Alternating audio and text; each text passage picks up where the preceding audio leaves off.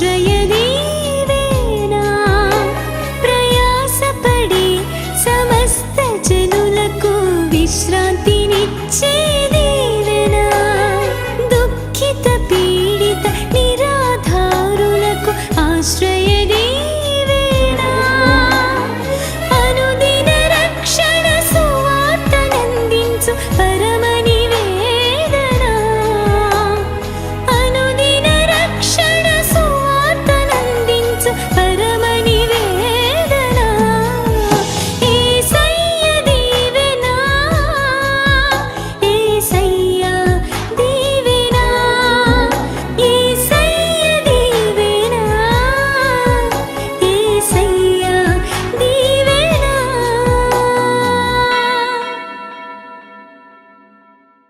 దేవుని యొక్క లేఖనం నుండి కొన్ని మాటలు మనం ధ్యానిద్దాం. ప్రభు చెప్తున్న మాట ఏంటంటే, నేను మృతుడను కానీ యుగ యుగములు సజీవుడు. సజీవుడు అని దేవుడిచ్చిన సాక్ష్యం ఇది, సజీవ సాక్ష్యం. నేను ప్రాణం పెట్టుటకు, నా ప్రాణాన్ని తిరిగి తీసుకోవడానికి నాకు అధికారం ఉంది అని చెప్పాడు. కాబట్టి ఆయన ప్రాణం పెట్టాడు, తిరిగి తీసుకున్నాడు. ఆ అధికారం గల యేసు ఆయన లేఖనాల నుండి మనతో మాట్లాడుతున్నాడు. అపోస్తలుల కార్యగ్రంథం 1వ అధ్యాయం 3వ వచనం నుండి కొన్ని మాటలు మనం చదువుదాం. ఆయన శ్రమపడిన తరువాత 40 దినముల వరకు ఆయన కనబడుచు దేవుని రాజ్య విషయములను గూర్చి ఏమన్నాడండి? దేవుని రాజ్య విషయములను గూర్చి, దేవుని యొక్క రాజ్య విషయములను గూర్చి బోధించుచు అనేక ప్రమాణములను చూపి వారికి తన్ను తాను సజీవునిగా ఆయన తన్ను తాను సజీవులుగా కనపరుచుకొనెను. దేవునికి స్తోత్రం కలుగాక. ప్రభువైన యేసు క్రీస్తు వారు 2024 సంవత్సరాల క్రితం భూలోకానికి మానవ అవతారిగా వచ్చి మనుషులందరి కొరకు ఆయన మరణించి తిరిగి లేచినటువంటి గొప్ప దేవుడు.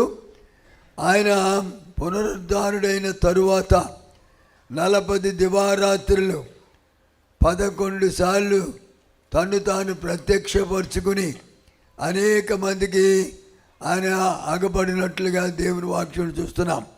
ఇక్కడ చదవబడిన మాటలు చూస్తే 40 దినములు 11 సార్లు ప్రత్యక్షపరచబడినట్లుగా వాక్యంలో మనకు కనపడుతుంది.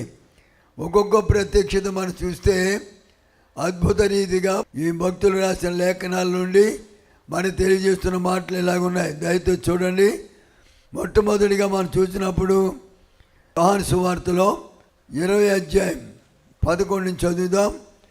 మొట్టమొదటిగా ప్రభువైన యేసు క్రీస్తు వారు మగ్దలేని మరియకు తను తాను ప్రత్యక్షపరుచుకున్నట్లుగా పునరుద్ధారుడైన తర్వాత మొదటి దర్శనం ఎవరికంటే మగ్దలేని మరియా.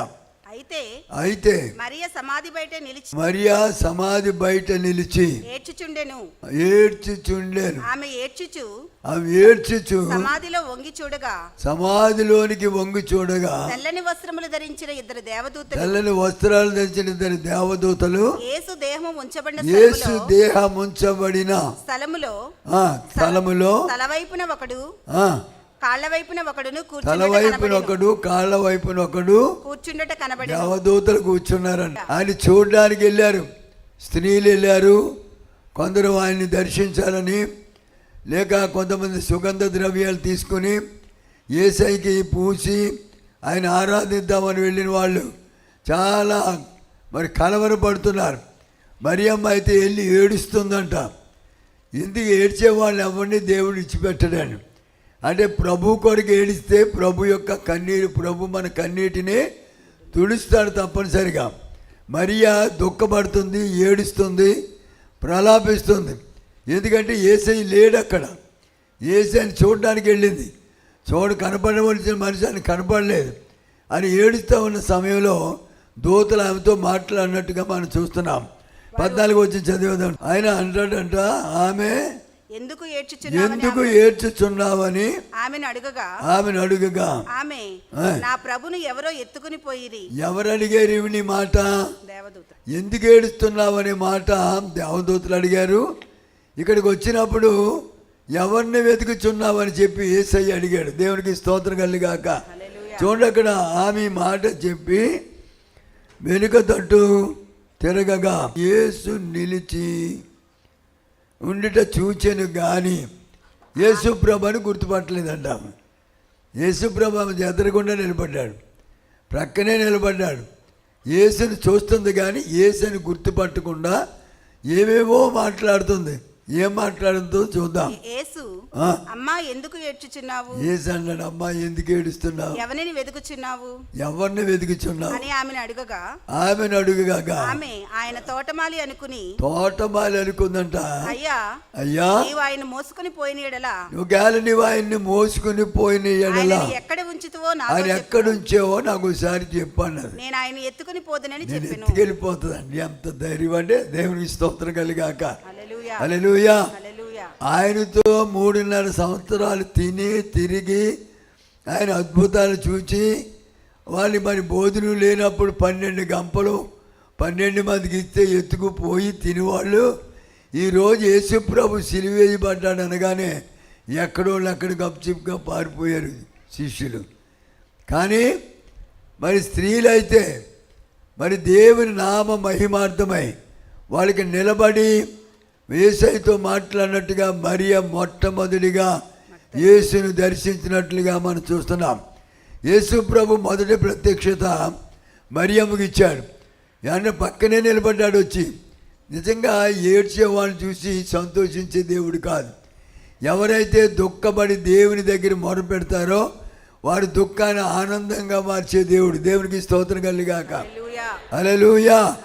దుఃఖంతో వచ్చింది, వేదనతో వచ్చింది, కష్టంతో వచ్చింది, కన్నీరు కారుస్తుంది. కానీ యేసయ్య చూచాడు. వెంటనే అమ్మా నువ్వు ఎందుకు ఎడుతున్నావు, ఎవరిని వెతుకుతున్నావు అనగానే ఇక తోటమాలి అనుకుని మాట్లాడేస్తుంది. నా యేసుప్రభుని ఎవరు ఎత్తుకెళ్ళిపోయారయ్యా, నువ్వు ఎక్కడ పెట్టాడు చెప్తే చెప్పు, నేను తీసుకొచ్చేస్తాను. ఆవిడ ఎత్తుకొచ్చేద్దాండ. ఎంత ధైర్యం అండి, ఎంత విశ్వాసం. నా యేసయ్య నేను ఎత్తుకొస్తాను చెప్పండి అని చెబుతుంది. అందరూనేమో యూదులకు భయపడి పారిపోయారు. ఈమైతే యేసు దగ్గరికి వెళ్తానంటాను. దేవునికి స్తోత్రం కలుగాక. హల్లెలూయా. చూడండి ఇక్కడ ఏమన్నారు చూద్దాం. అక్కడ చూచి మరియా అని పిలిచాను. ఆమె ఆయన వైపు తిరిగి ఎప్పుడైతే మరియా అనే శబ్దం ఏందో ఆయన వైపు తిరిగి ఆయనని హెబ్రీ భాషలో మాట్లాడుతుంది. రబ్బూని అని పిలిచాను. రబ్బూని అని పిలిచిందంట. అంటే బోధకుడా అని పిలిచింది. హెబ్రీ భాషలో మాట్లాడింది. రబ్బూని అని పిలిచింది. ఆ మాటకి అర్థం ఏంటంటే బోధకుడా అని పిలవగానే అక్కడ ఏం జరిగిందో చూద్దాం. యేసు ఆమెతో నేను ఇంకా తండ్రి యొద్దకు వెళ్ళలేదమ్మా, కనుక నన్ను ముట్టుకోవద్దు. అయితే సహోదరుల యొద్దకు వెళ్ళమని. నా తండ్రియు నీ తండ్రి, నా దేవుడును మీ దేవుడునైనా వాని యొద్దకు ఎక్కిపోవచ్చున్నానని వారితో ఆయన యొద్దకు ఎత్తుకుపోబోతున్నానని వారితో చెప్పమన్నాడు. దేవుడికి స్తోత్రం కలుగాక. అందరూ గట్టిగా దేవుని స్తోత్రం చెల్లిద్దాం. హల్లెలూయా. యేసయ్య అక్కడ చెప్పిన మాట ఇక్కడ మరియతో మొట్టమొదటిగా ఆయన మాట్లాడాడు. మరియ గురించి, మగ్దలేని మరియ గురించి పాస్టర్ గారు మొన్న ఈ మొదటి ప్రత్యక్షత గురించి చాలా విషయాలు చెప్పారు. కాబట్టి ఇక్కడ దేవుని యొక్క ప్రత్యక్షతలో మొదటి ప్రత్యక్షత మరియకి ఇచ్చాడు. ఆమెతో మాట్లాడాడు, ఆమెను ధైర్యపరిచాడు. తర్వాత రెండవదిగా చూస్తే కొందరు స్త్రీలతో ఆయన మాట్లాడినట్టుగా దర్శనం ఇచ్చినట్లుగా లేఖనంలో చూసి మత్తయి సువార్త 28వ అధ్యాయం 8-9. వారు భయముతోను మహా ఆనందముతోను సమాధి యొద్ద నుండి త్వరగా వెళ్ళి ఆయన శిష్యులకు ఆ వర్తమానము తెలుప ఏం చేశారంట? వారు శిష్యులకు ఆ వర్తమానము తెలుప పరుగెత్తుచుండగా యేసు వారిని ఎదుర్కొనేను. దేవునికి స్తోత్రం కలుగాక. అందరూ స్తోత్రం చెప్పండి. కొందరు స్త్రీలు సమాధి దగ్గరికి వెళ్ళారు. సమాధి వద్ద నుండి సువార్త వినగానే వాళ్ళు పరిగెత్తుకుని యేసయ్య గలిలయలో ఉన్నాడు, ఆయన ఉన్నాడని చెప్పి పరుగులెడుతున్నారు యేసయ్యని చూడడానికి. ఏమని పరిగెత్తారని రాయబడింది అక్కడ, శిష్యులు నా వర్తమానము తెలుప పరుగెత్తుచుండి శిష్యులకు వర్తమానం చెప్పడానికి పరుగులెడుతున్నారంట. మనం పరిగెడతాం ఎక్కడ, సమయం అయిపోయి అయ్యగారి మాట వినపడితే గేటు దగ్గర నుంచి లోపల పరిగెడతాం. టైం అయిపోతే కదా, గేటు దగ్గర నుంచి లోపలికే పరిగెడతాం తప్ప అంత ముందు పరిగెడతాం. కాబట్టి దేవుని యొక్క ప్రజలు లేక స్త్రీలు ఆయన సువార్తను పట్టుకుని పరుగులెత్తుచుండగా యేసు వారిని ఎదుర్కొని మీకు శుభమని చెప్పాను. దేవునికి స్తోత్రం కలుగాక.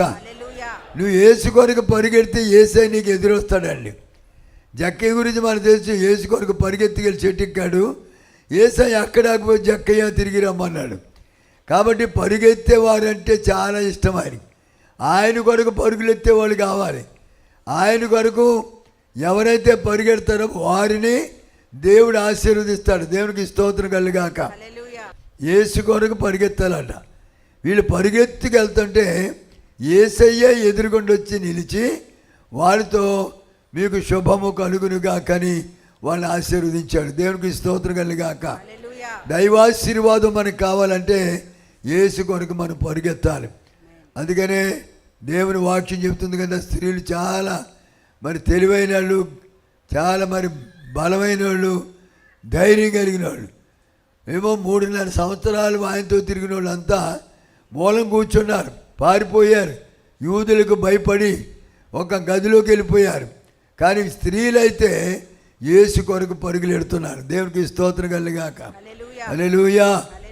గనుక ఈ యొక్క దేవుని వాక్యాన్ని మనం చూస్తున్నప్పుడు రెండవ ప్రత్యక్షత కొందరు స్త్రీలకు తను తాను ప్రత్యక్షపరుచుకుని మీకు శుభము కలుగునుగాక అని వారితో చెప్పాడు. తర్వాత ఏం రాయబడింది, ఆయన యొద్దకు వచ్చి వారి పాదములు పట్టుకొని ఆయనకు మ్రొక్కగా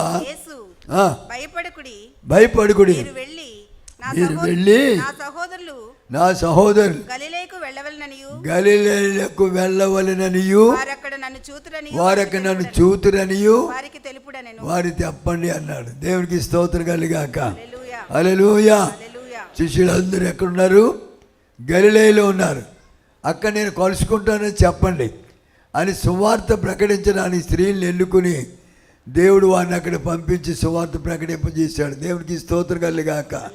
కనుక వారికి తను తాను పరుగులెత్తుకుని వెళ్తుండగా, కష్ట సమయంలో వెళ్తుండగా వారి ఎలాగన్నారంట, దుఃఖముతోనూ మహానందంతోనూ.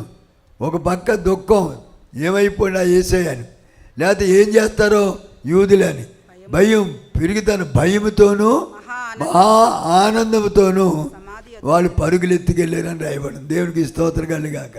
హల్లెలూయా. కాబట్టి దేవుని పిల్లలుగా మనం దేనికి భయపడవలసిన పని లేదు. దేవుని ఎదుర్కోవడానికి, దేవుని చూడడానికి, దేవుని ఆరాధించడానికి స్త్రీలు ఎలాగైతే కొందరు పరుగులెత్తుకెళ్ళారో దేవుని కొరకు మనం కూడా పరుగెత్తేవారుగా జీవించవలసిందిగా దేవుని వాక్యం మనల్ని హెచ్చరిస్తూ ఉంది. మూడవ ప్రత్యక్షత పేతురు గారికి ప్రత్యేకంగా అయినా కనబడినట్లుగా వాక్యంలో చూస్తున్నాం. చూడండి, లూకాసు సువార్త 24వ అధ్యాయం 34వ వచనం.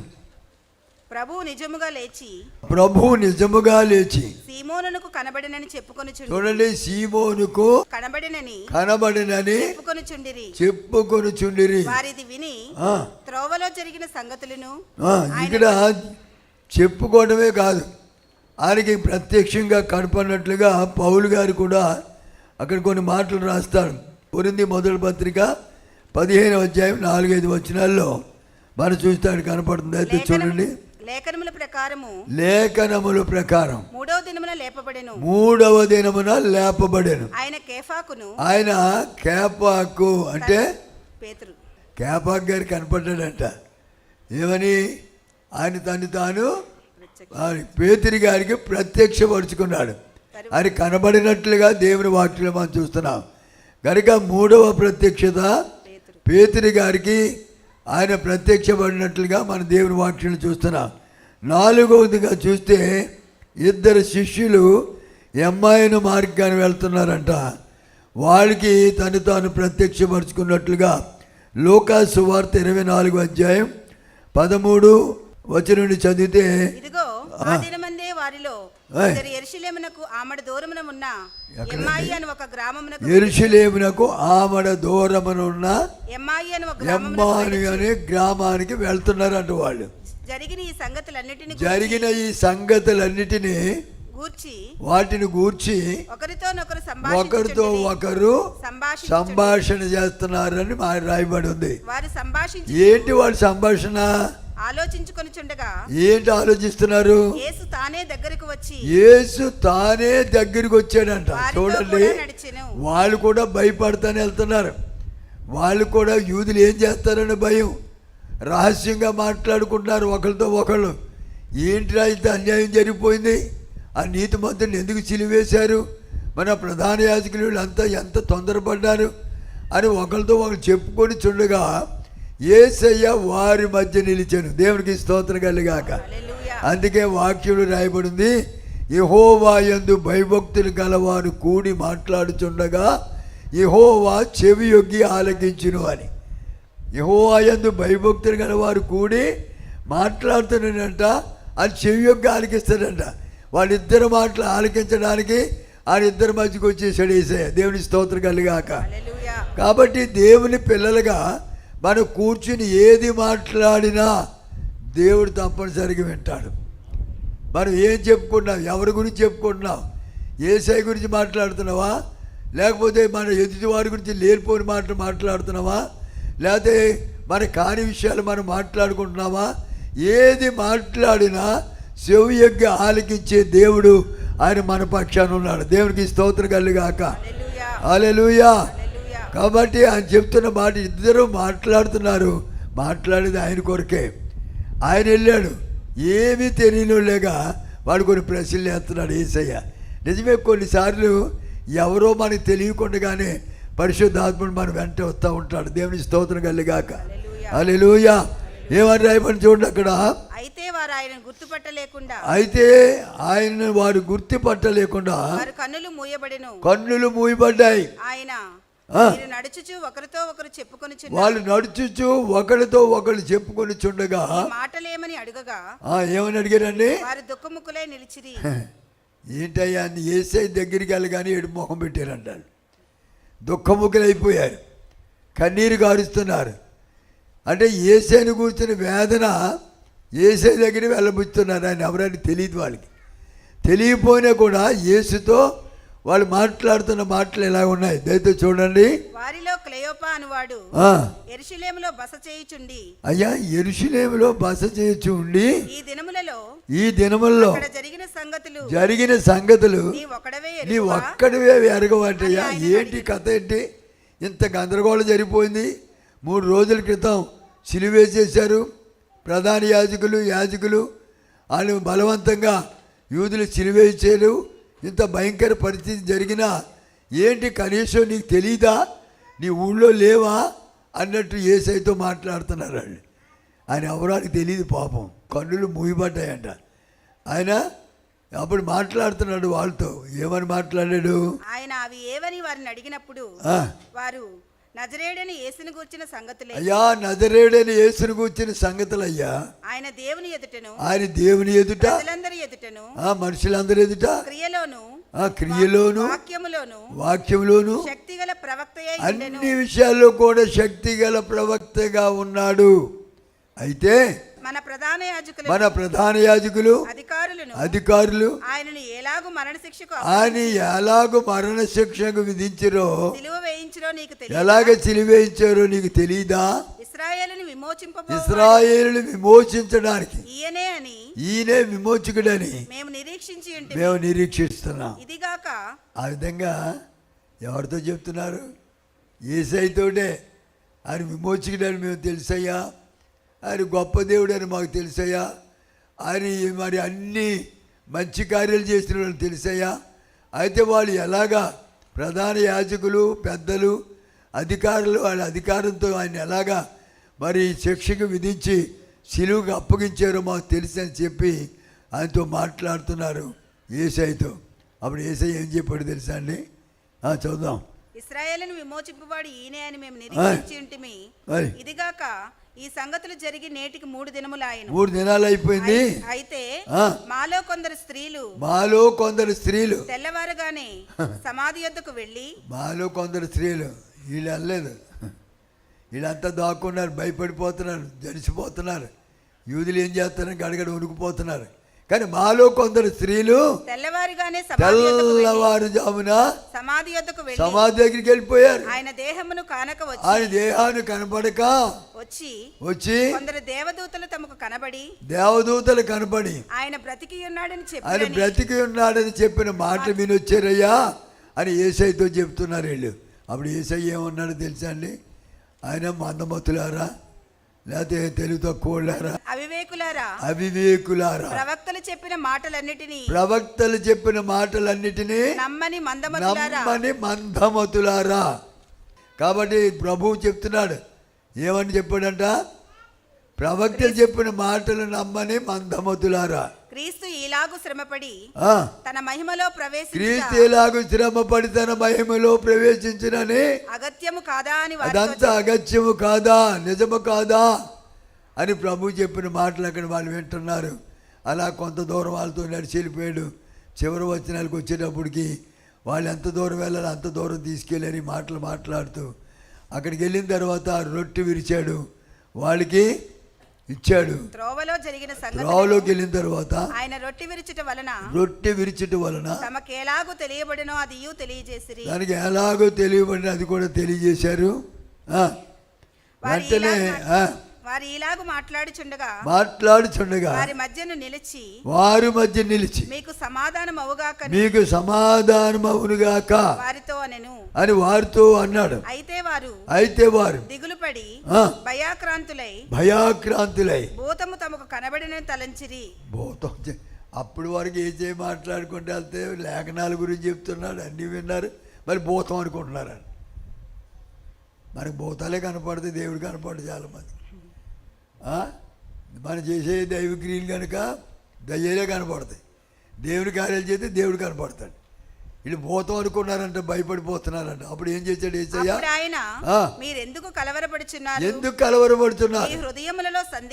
మీ హృదయములో ఎందుకు సందేహం, అనుమానం ఎందుకయ్యా? నేనే ఆయనను అనుటకు నా పాదములను చూడుడి. ఇగో నా చేయి చూడండి, నా పాదాలు చూడండి, నన్ను పట్టి చూడుడి. నాకున్నట్టుగా మీరు చూచుచున్న ఎముకలను మాంసం భూతాలు ఉండవయ్యా. భూతాలకి ఎముకలు ఉండవు, మాంసం ఉండదు, ఏముండదు. తన చేతుల పాదములను వారికి చూపెను, పాదాలని చూపించాడు. అయితే వారు సంతోషము చేత ఇంకను నమ్మక ఆశ్చర్యపడిపోతున్నారు. ఆయన ఇక్కడ మీ యొద్ద ఏమైనా ఆహారం కలదా, ఏదైనా ఆహారం ఉందా అని అడిగేటప్పుడు వారు కాల్చిన చేప ముక్కను ఆయనకి ఇచ్చిరి. కాల్చిన చేప ముక్కలు ఇచ్చారంట. ఆయన దాన్ని తీసుకుని వారి ఎదుట భుజించెను. భుజించాడు. అదే కాదు, రొట్టె విరిచాడు, వాడు కళ్ళు తెరవబడ్డాయి. యేసయ్యా అని గుర్తించారు, ప్రభుని మహింపరిచారు. దేవునికి స్తోత్రం కలుగాక. హల్లెలూయా. ఆ అమ్మాయిని మార్గాన్ని వెళ్ళే వాళ్ళ యొక్క మరి 4వ ప్రత్యక్షతను మనం మరి చూస్తూ ఉన్నాం. ఒక 5వ ప్రత్యక్షత మనం చూద్దాం. దయతో చూడండి. 10 మంది శిష్యులకు ఒకసారి తాను ప్రత్యక్షపరుచుకున్నాడు. యోహాను సువార్త 20వ అధ్యాయం 19వ వచనం చదువుదాం.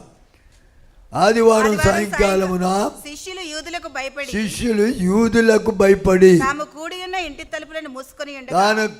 ఉన్న ఇంటి తలుపులన్నీ మూసేశారంట. యేసు వచ్చి గాలి రావట్లేదు, చీమలు కూడా లేదు, సందు లేదు. ఒకవేళ ఏదైనా నెర్ర కనబడితే అందులో నుంచి చూస్తారేమో ఎవడన్నా అని భయం. ఎంత భయం అండి వాడికి, శిష్యులకి. నా యేసయ్యని కొట్టేశారు, చంపేశారు, మమ్మల్ని ఏం చేస్తారు భయం. కానీ మనల్ని అందరూ కొట్టకుండా ఉండడానికి ఆయన కొట్టించుకున్నాడు. మనం సాగుపడటానికి బదులుగా ఆయన చనిపోయాడు. మనమందరం కూడా నాశనాన్ని పోకుండా ఆయన రక్షించే నిమిత్తం ఆయన లోకానికి వచ్చాడు. ఎందుకు ఈ భయం అంతేళ్ళకి? ఇంట్లోకి వెళ్ళిపోయారంట, తలుపులు వేసుకున్నారంట, గడిపెట్టేసుకున్నారు, చాలా భయంతో కూడుకున్నారు. ఏమని రాయబడింది అక్కడ? వారు యూదులకు భయపడి తాము కూడి ఉన్న ఇంటి తలుపులు మూసుకొని ఉండగా యేసు వచ్చి వారి మధ్య నిలిచి మీకు సమాధానము కలుగును గాక దేవునికి స్తోత్రం కలుగాక. కనుక వీళ్ళు ఏం చేస్తున్నారంటే చాలా భయంకరం. కన్నులు మూయబడ్డాయి, మరలా కన్నులు తెరబడ్డాయి. వెళ్ళేటప్పుడు ప్రభు అని మధ్య నిలబడగానే ఏమైంది? వాళ్ళకి ప్రభు అని అనకుండా కళ్ళు మూయబడ్డాయట.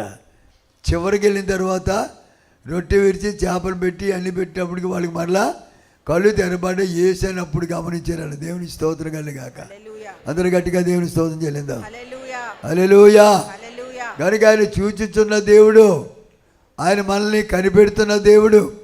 ఆయన తన శిష్యులతో కూడా వెళ్ళి వారిని జాగ్రత్తగా పరిశీలించినట్లుగా లేఖన భాగంలో చూస్తున్నాం. ఇక్కడ వీళ్ళు 10 మంది శిష్యులు, తోమగారు లేరు అక్కడ. ఒక ఆయన ఏమో ఉరేసి చనిపోయాడు. ఎవరైనా? ఇస్కరియోతు యోధ. తోమగారేమో ఈ జనాంగంలో లేడంట. 10 మంది మాత్రమే ఆ గదిలో కూర్చున్నారని. మరి ఈయన అక్కడికి వెళ్ళాడు. కనుక 10 మంది కూర్చున్న సమయంలో యేసయ్య ఉన్న పాటున వారి మధ్య నిలిచాడండి. అప్పుడు ఇంకా భయపడి ఉంటారు, పోతాం దెయ్యమని కదా. అర్ధంతరంగా వచ్చి తలుపులన్నీ మూసేస్తే ఆయన మధ్య దిగి నిలబడితే ఏమనుకుంటారండి? ఎంత గొప్ప దేవుడండి మన దేవుడు. దేవుని స్తోత్రం కలుగాక. భయపడే వారిని ధైర్యపరచడానికి దగ్గరికి వచ్చి నిలబడ్డ దేవుడు. దేవునికి స్తోత్రం కలుగాక. హల్లెలూయా. వాళ్ళు యూదులకు భయపడి వాళ్ళు లోపల కూర్చున్నప్పుడు వాళ్ళతో ప్రత్యేకంగా ప్రత్యక్షపరుచుకున్నట్లుగా దేవుని వాక్యులు మనం చూస్తున్నాం. దేవునికి స్తోత్రం కలుగాక. ఒక్కసారిగా ఆయన మధ్యకి దిగాడు. దిగి వాడిని ఏమన్నాడు? మీకు సమాధానము కలుగునుగాక. సమాధానం లేదు, శాంతి లేదు, సంతోషం లేదు, మరి ధైర్యం లేదు. అన్నీ చెడిపోయారు. గదిలో కూర్చున్నారు. సమాధానకర్త అయిన దేవుడు వారి మధ్యకి దిగి వచ్చాడు. దేవునికి స్తోత్రం కలుగుగాక. హల్లెలూయా. కనుక ఏ భయం చేత, దిగులు చేత, బాధ చేత, కష్టాల చేత భయపడిపోయి ఎక్కడ దాక్కుంటున్నావో, ఎందుకు దాక్కుంటున్నావో ఒకసారి ఆలోచించే సోదరి సోదరుడా. ఎంత భయ పరిస్థితిలో ఉన్నా నిన్ను దర్శించే దేవుడు నీకు తోడుగా ఉన్నాడు. దేవునికి స్తోత్రం కలుగుగాక. హల్లెలూయా. అప్పులోళ్ళకు భయపడి తలుపులు వేసేసుకుంటారు, లేకపోతే ఏదో దొంగలు వస్తారని తలుపులు వేసుకుంటారు. రకరకాలైన బాధల చేత తలుపులు మూసేసి తెరవలేని స్థితిలో ఉంటారు. కనుక దేవుడు నువ్వు ఎలాంటి స్థితిలో ఉన్నా నిన్ను దర్శించడానికి, నీకు దర్శనం ఇవ్వడానికి ఆయన ప్రత్యక్షంగా నీ మధ్యకు వచ్చి నిలబడగలిగిన సమర్థుడు మన దేవుడు. దేవునికి స్తోత్రం కలుగుగాక. హల్లెలూయా. మా చిరునామా పాస్టర్ ఎం జ్యోతిరాజు, శాంతినగర్, ఏలూరు 534007, పశ్చిమ గోదావరి జిల్లా, Andhra Pradesh. Our address: pastor M Jyothiraju, Shantinagar, Eluru 534007, west Godavari district, Andhra Pradesh. మా ఫోన్ నంబర్లు 8007773333 మరియు 800877774444.